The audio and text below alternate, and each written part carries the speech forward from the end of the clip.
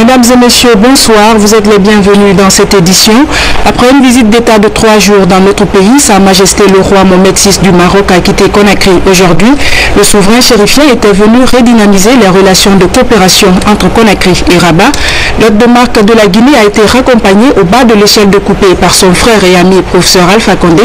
Juste après le décollage de l'avion de commandement du souverain chérifien, le chef de l'État s'est quant à lui envolé pour Accra, où il va prendre part au 57e anniversaire de l'indépendance de ce pays frère.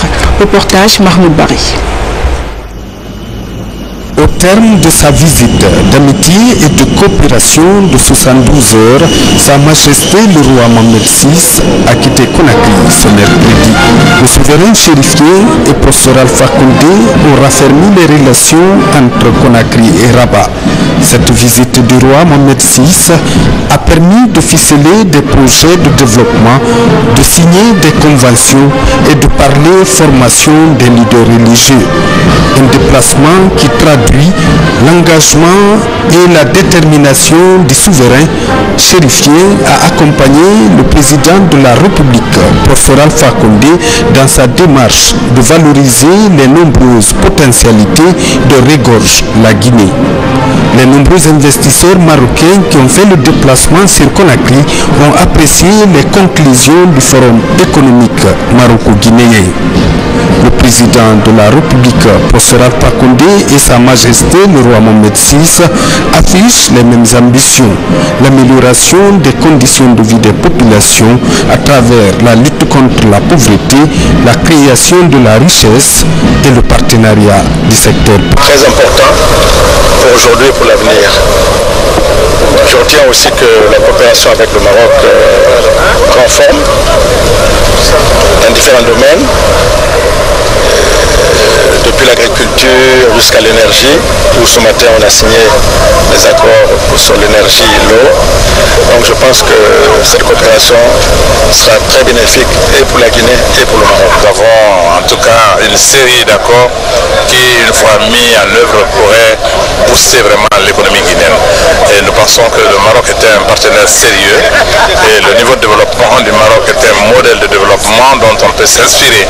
Et les échanges qu'ils ont eus avec le patronat, les hommes d'affaires guinéens, pourront inspirer aussi nos hommes d'affaires à aller de l'avant. Peu après le départ du souverain chérifien, le président de la République, professeur Alpha Condé, a quitté Conakry pour Accra sur invitation du président ghanéen John Dramani Mahama. Le chef de l'État guinéen doit prendre part aux festivités commémoratives de la fête de l'indépendance du Ghana et à une conférence internationale sur les mines. C'est un grand sentiment de satisfaction, surtout l'accueil spontané que le peuple guinéen a réservé au roi. Je pense que toute la délégation marocaine a dit qu'ils n'ont jamais eu un tel accueil parce que ça a été spontané. Je remercie vraiment le peuple guinéen pour avoir montré son esprit de solidarité et je pense qu'aujourd'hui les Marocains sont partis décidés à renforcer la coopération avec la Guinée. Vous avez vu qu'on a signé 25 accords et uniquement entre l'État. Maintenant il y a des accords signés avec les partenaires privés et surtout ils vont nous accompagner dans les secteurs très importants comme l'énergie, les barrages, l'agriculture, les infrastructures, etc. Excellence, Monsieur le Président, sur l'invitation de John Dramani Mahama, vous vous rendez à Accra pour la fête de l'indépendance. Est-ce que vous pouvez nous dire ce que cela signifie, Monsieur le Président de la République? Non, le président a tenu depuis que nous étions à Davos pour venir pour 3 raisons. D'abord participer à la fête de l'indépendance, ensuite aller sur le mausolée de Nkrumah pour remercier la Guinée d'avoir hébergé Nkrumah et ensuite faire un séminaire sur les mines et les infrastructures le lendemain. Parce que c'est pourquoi je vais avec le ministre des Mines et de l'Énergie parce qu'il veut que nous échangeons nos expériences et que nous renforcions la coopération dans ce domaine. Donc mon voyage a ces 3 buts. Fête d'indépendance, rendre hommage à Nkrumah et avoir une réunion sur les mines et l'énergie entre les 2 pays. Ce déplacement du président de la République, professeur Alpha Condé, permettra de partager les expériences guinéennes en matière de gestion des mines. Le président de la République qui va donc prendre part au 57e anniversaire de l'indépendance du Ghana. Avant de quitter Conakry, les deux dirigeants ont parrainé la cérémonie de signature de nouvelles conventions entre la Guinée et le royaume chérifien, notamment celle relative à l'aménagement du périmètre agricole et au secteur de l'énergie.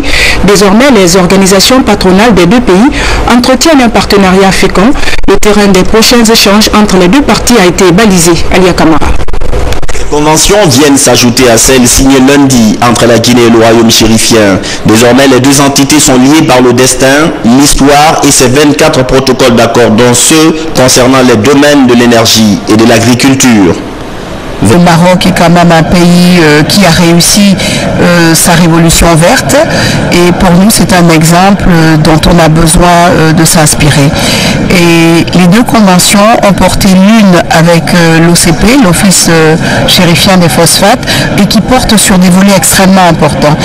Il était indispensable pour nous, c'est vrai que nous avons de la terre et de l'eau, mais ce qui nous manquait c'était la carte des fertilités des sols et l'Office chérifien du Maroc va nous faire la carte de fertilité des sols sur toute l'étendue du territoire. C'est un immense acquis et c'était une chose dont on avait besoin. D'autre part, le deuxième volet de cette convention qui est en lien avec le premier aspect, c'est que le Maroc va nous offrir une caravane agricole qui va passer sur toute l'étendue du territoire et cette caravane aura pour mission l'étude des sols, mais surtout la mise en place de champs-écoles.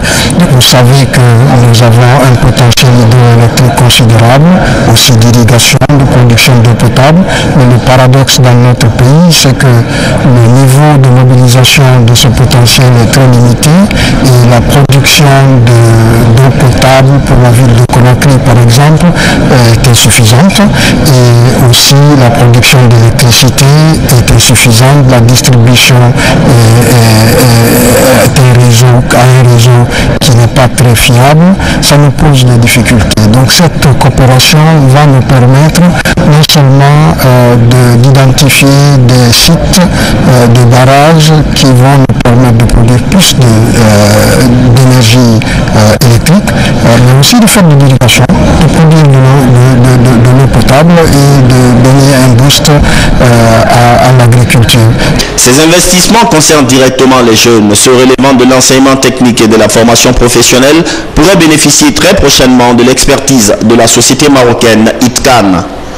Il constitue un accord pour la création d'une académie de la formation professionnelle en vue de former les jeunes Guinéens, des formations rapides, des formations courtes et des formations qui leur permettent de s'insérer dans le tissu socio-professionnel de ce pays.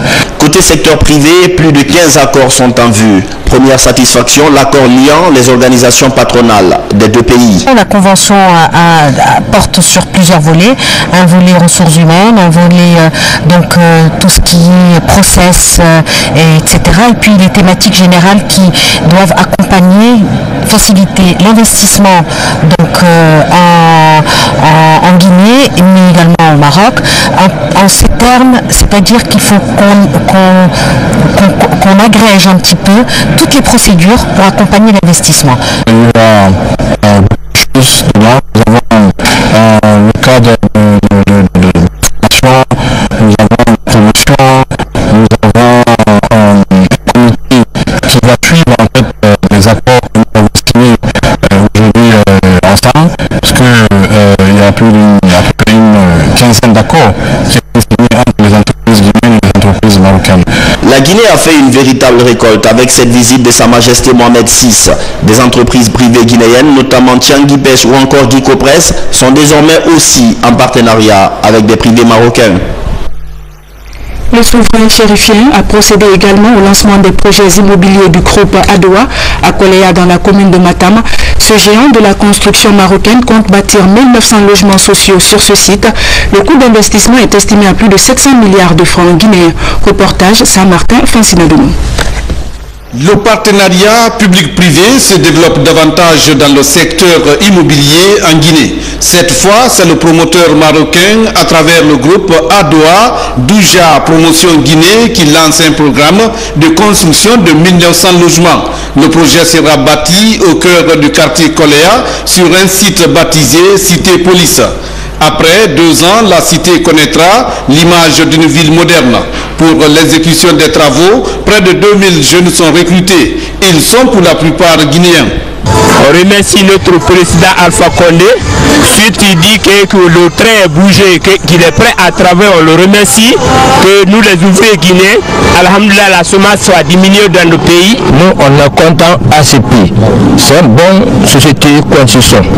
Parce que nous, on a besoin de travailler nourrir de l'enfant et la famille. À côté sera aussi bâtie la cité douane pour plus de 700 appartements. À Kipé également, près de 400 appartements sont prévus. En tant que leader de l'immobilier en Afrique, le groupe Adoa entend faire de son slogan « Ville sans bidonville » une réalité en Guinée.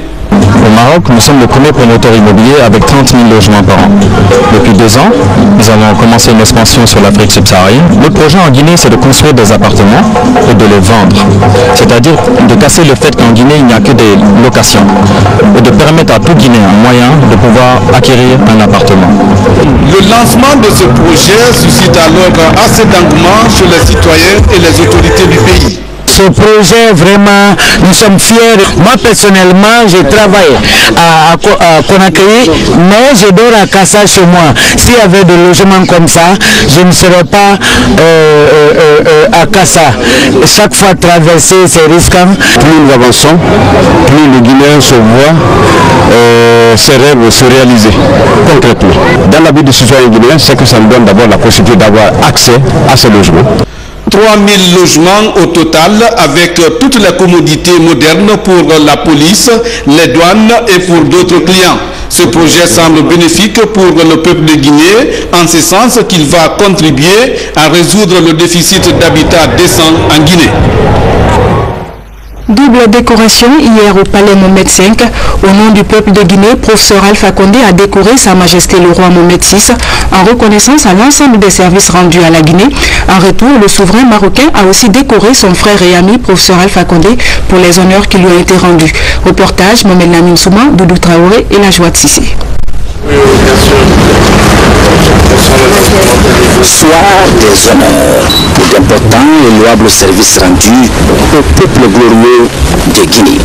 La décoration du roi Mohamed VI du Maroc par son frère et ami, le professeur Alpha Condé, exprime toute la reconnaissance du gouvernement et du peuple de Guinée pour leurs services rendus à la nation.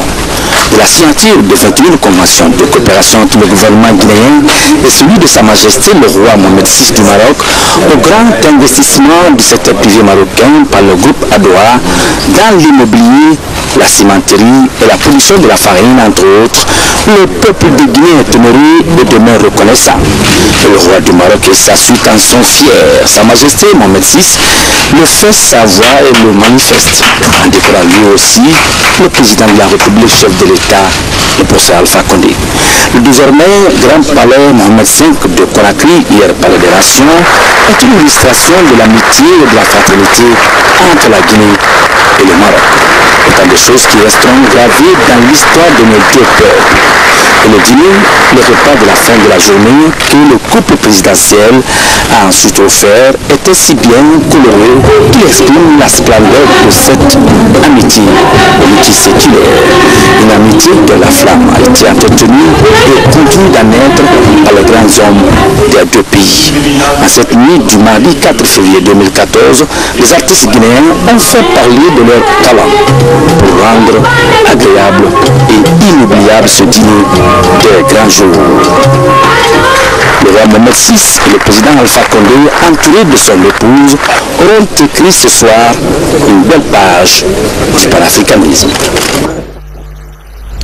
Dans la foulée, une rencontre a eu lieu ce mercredi entre les opérateurs économiques guinéens et marocains avec à la clé un double objectif, fortifier le partenariat sud-sud et revérifier la coopération existante.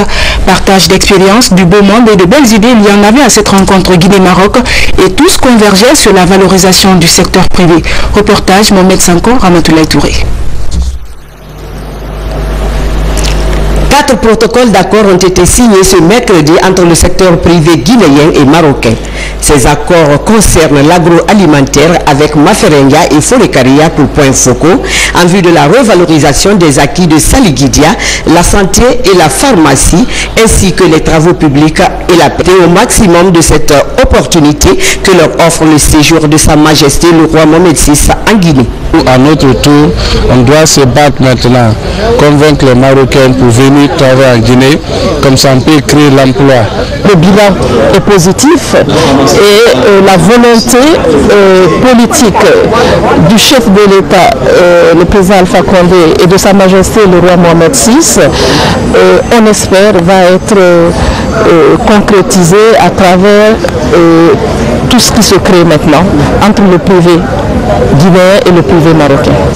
Déjà, les relations entre la Guinée et le royaume chérifien sont fructueuses dans les domaines de la production du jus et de la commercialisation du café ainsi que dans d'autres secteurs socio-économiques du pays. Nous avons à peu près 15 sociétés qui sont intéressés à venir travailler avec nous dans le domaine de l'agriculture, dans le domaine de l'industrie et dans le domaine de l'eau. Donc nous encourageons le partenariat et c'est ce qui peut développer l'industrie dans un pays comme la Guinée. Les autorités guinéennes sont satisfaites des résultats durant le séjour de Sa Majesté le roi Mohamed VI. Elles promettent un suivi cohérent dans l'exécution de ces conventions en vue de rendre compétitives toutes les entreprises guinéennes au plan international. C'est vraiment important pour nous la relation économique du Maroc et la Guinée, vu qu'ils ont beaucoup plus d'expertise que nous et qu'on a besoin de leur expérience. Donc aujourd'hui, il y a des partenariats en cours et il y a des discussions qui vont continuer et l'APIP est là pour justement suivre et pour que tout cela se concrétise. Fini donc la visite de Sa Majesté le roi chérifien en Guinée. Une visite qui devrait permettre aux Guinéens de tirer le maximum de bénéfices de la collaboration entre les deux pays. L'hôpital médico-chirurgical militaire marocain de campagne déployé au Palais du Peuple ici même à Conakry est l'un des fruits de la coopération guinéo-marocaine. Des médecins militaires marocains offrent des soins médicaux aux patients guinéens. La première dame de la République est allée voir comment fonctionne cet hôpital. Reportage Ali Badran Koundé. La coopération entre le Royaume du Maroc et la République de Guinée est l'une des plus fructueuses en Afrique. Le domaine de la santé est l'une des illustrations convaincantes.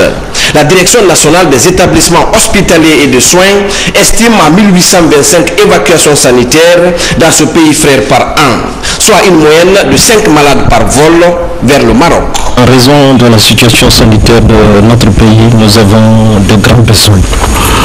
Et parmi ces besoins figurent les évacuations sanitaires. Dans ce domaine, le ministère de la Santé a essayé d'explorer divers partenariats et il ressort que le Maroc est l'un des pays qui offre les avantages les plus importants. C'est tenant compte de cette expérience que le ministère de la Santé évacue l'essentiel de ces malades vers ce pays. Venant de toutes les régions du pays, les malades sont évacués essentiellement par la clinique Ambroise Paré, la Caisse nationale de sécurité sociale, la Compagnie des bauxites de Guinée, le ministère de la Santé, mais surtout le service de santé des armées. La plupart de nos médecins, des infirmiers, des biologistes, des techniciens de santé ont reçu une formation à partir du royaume chérifien et cela avec l'octroi de bourse. Et donc nous avons essayé de renouer, de signer des conventions avec les cliniques marocaines, et y compris l'hôpital royal aussi, les forces armées royales. Et nous évacuons quotidiennement les malades vers ces structures-là. Parmi les structures d'accueil du royaume chérifien figure en bonne place l'hôpital militaire Mohamed V de Rabat. Kernoya Kassoiré de la radiodiffusion nationale est l'un des patients qui se souvient de son séjour dans cet hôpital. J'ai subi même une intervention chirurgicale au cœur. mais là je ne vous dirai pas grand-chose, sauf j'insisterai sur la disponibilité des Marocains, leur efficacité et leur hospitalité légendaire, parce que là vous vous sentez, je ne dirais pas plus que chez vous, mais comme chez vous. Affermir davantage ces liens de coopération que cet hôpital médico-chirurgical des Forces armées royales du Maroc est installé ici sur l'esplanade du Palais du Peuple depuis près de 2 semaines. D'une capacité de 40 lits, il offre pendant 30 jours des consultations et des soins dans divers domaines à quelques 18 000 malades. Le ministre marocain de la Santé, en compagnie de son homologue guinéen, a visité l'hôpital national d'Onka. Professeur Houssine Louardi est venu s'enquérir du mode de fonctionnement de la plus grande structure sanitaire du pays et des conditions de prise en charge des malades. Soré de Kera nous fait le point. Le souverain chérifien que le ministre marocain de la Santé a effectué ce déplacement à l'hôpital national d'Onka. Une visite qui s'inscrit dans l'optique de la redynamisation de la coopération entre la Guinée et le Maroc. Cette visite de son Excellence, Monsieur le ministre de la Santé du Royaume marocain, est vraiment un réconfort, un grand bonheur pour nous, responsables hospitaliers, particulièrement de l'hôpital national d'Onka. Et je voudrais profiter de cette opportunité pour rendre grâce à Allah, remercier son Excellence, Monsieur le Président de la République, le professeur Alpha Condé, qui a initié le voyage du roi du Maroc, le commandeur des croyants, qui aujourd'hui, en venant en Guinée, va apporter sa contribution au développement de plusieurs secteurs en Guinée, comme le secteur de la santé.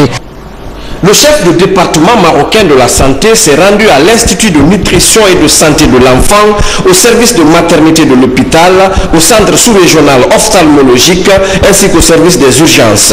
Les conditions de travail et de prise en charge des patients n'échappent pas à l'hôte du royaume chérifien. Nous sommes venus pour vous soutenir en toute modestie et vous accompagner avec des gestes concrets concernant certains équipements. J'attendrai la liste concernant l'équipement, que ce soit des blocs opératoires, que ce soit des urgences, que ce soit au niveau de la néonatologie et de la prise en charge des enfants malades. Ce déplacement devrait donc produire des effets immédiats sur l'amélioration des conditions de prise en charge dans ces services stratégiques de l'hôpital national d'Onka. Mieux, des projets de partenariat sont attendus dans les prochains jours entre les CHU marocains et guinéens dans les domaines des soins et de la formation. La Royal Air Maroc, considérée comme les ailes du Maroc, est présente en Guinée depuis 36 ans. Elle couvre 80 destinations dans le monde. C'est l'un des signes de la présence économique du royaume chérifien en Guinée.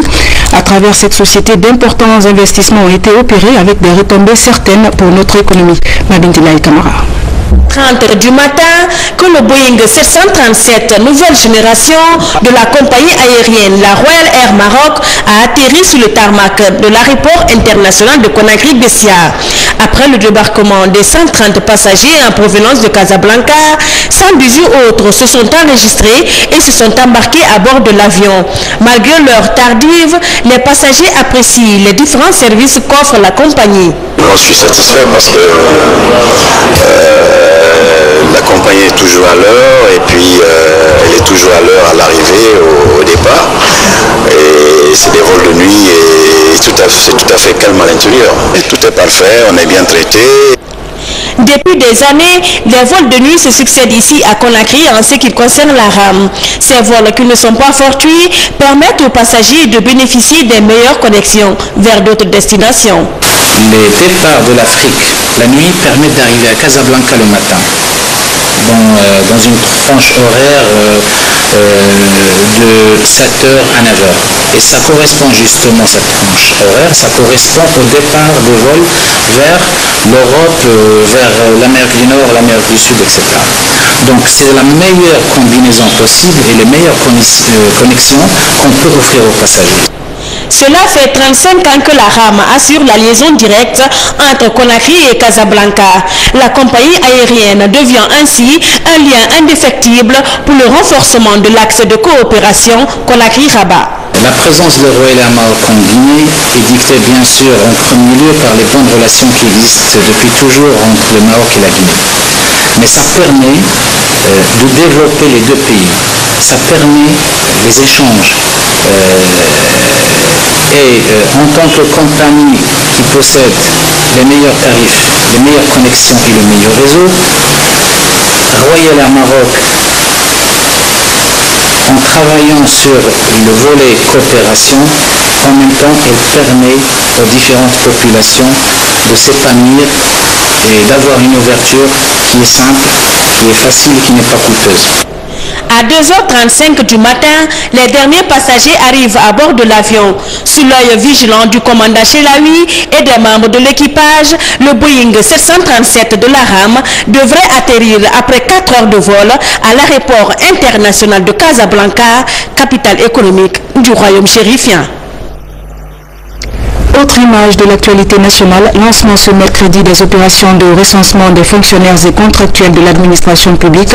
C'est un vaste chantier ouvert par l'État pour assainir le fichier de la fonction publique guinéenne. Adi Camara.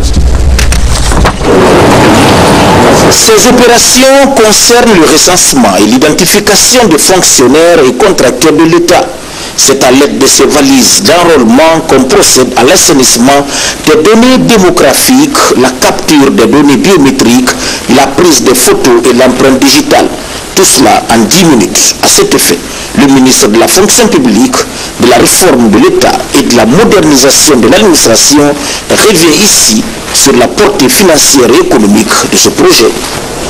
Le programme de recensement biométrique dont il s'agit permettra non seulement de moderniser la gestion des ressources humaines, mais surtout d'appuyer, harmoniser, intégrer et sécuriser le fichier de gestion administrative de la fonction publique et le fichier solde du budget pour constituer un fichier unifié de gestion administrative et salariale. Les résultats attendus de cette opération sont, entre autres,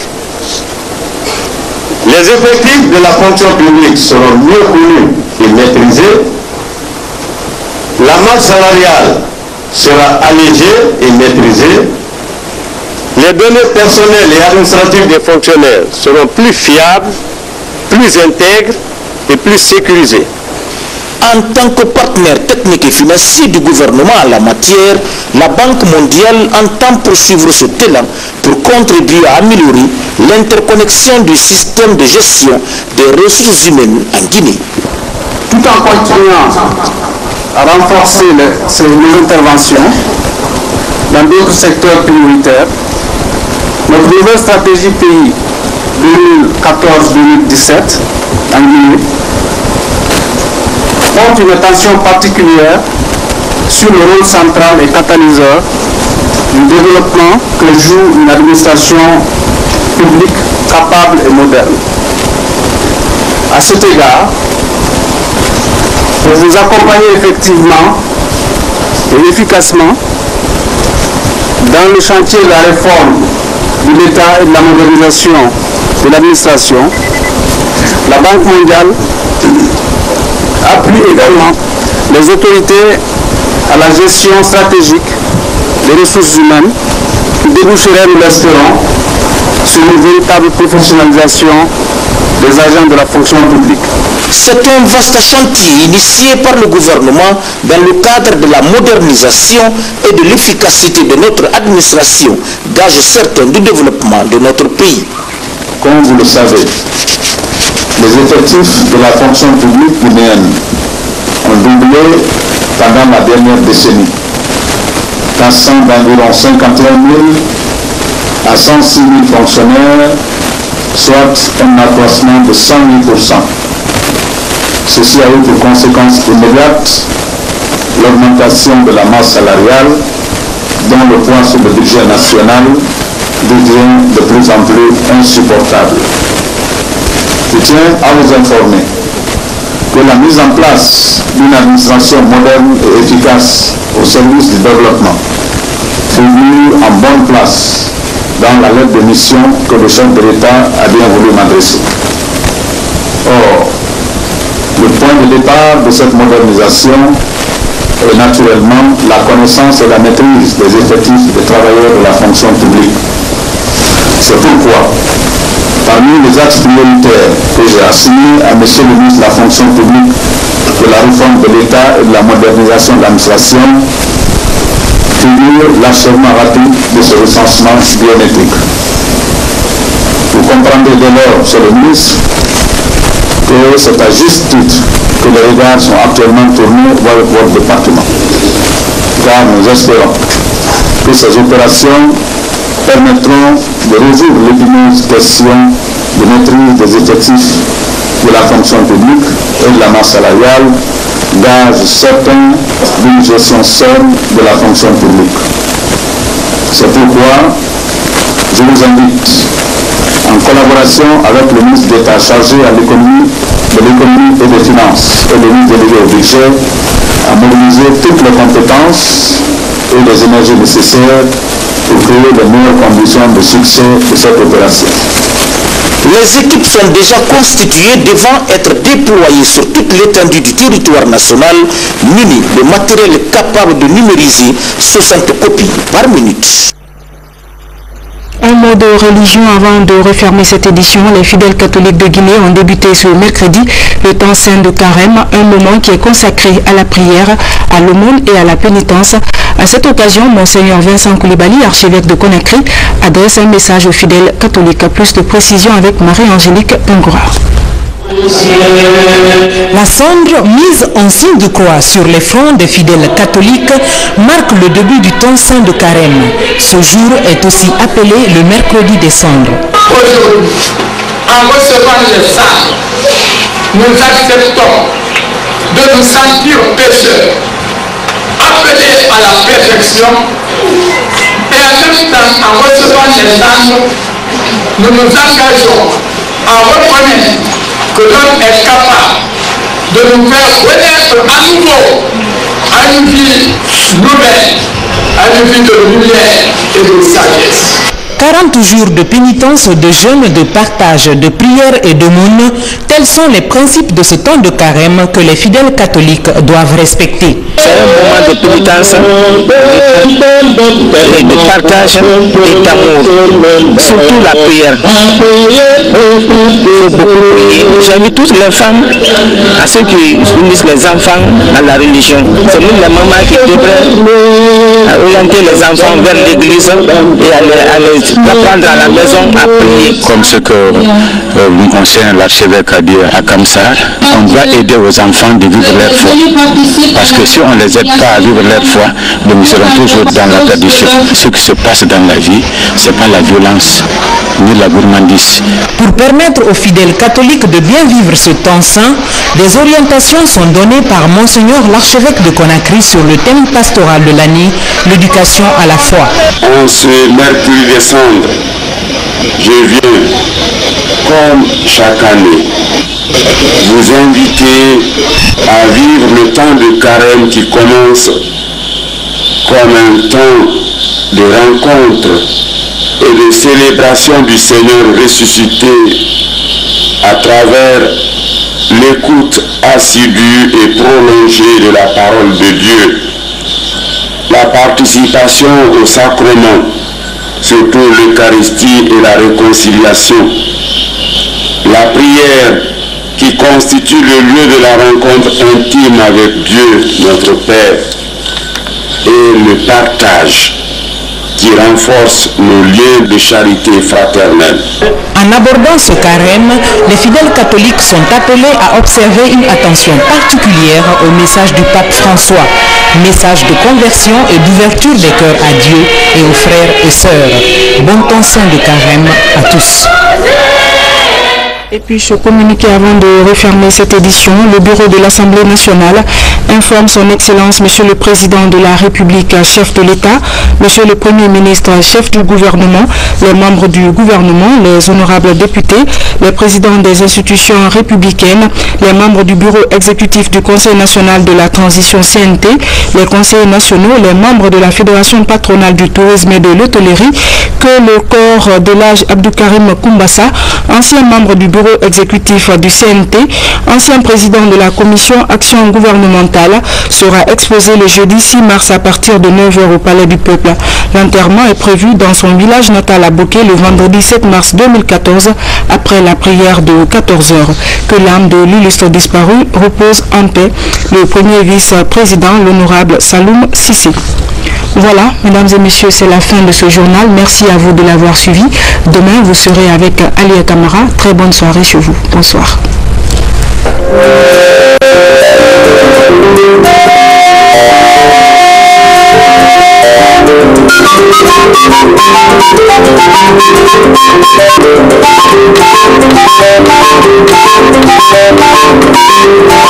Thank you.